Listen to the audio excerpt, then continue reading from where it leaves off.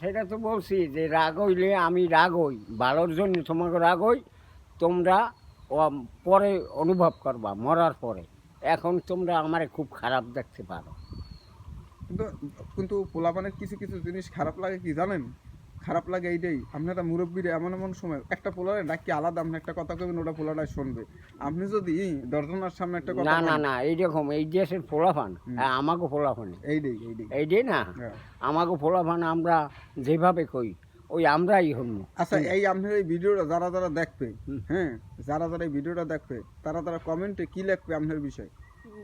সেই গো ব্যক্তিগতভাবে যেটা তার যার যা মনে লাগে গেলে। যাক, যে কমেন্টে সবাই জানাবে আমার কাকা কেমন, আবার দাদুর জন্য সবাই দোয়া করবেন কারণ সে আরো 100 বছর বেঁচে থাকে। না ওদের দিও না, তোমরাও তো বাঁচি থাকার অধিকার আছে। ওদের দেওয়া থাকবে না একটু কম, হ্যাঁ, ওর দূর কম। ধরো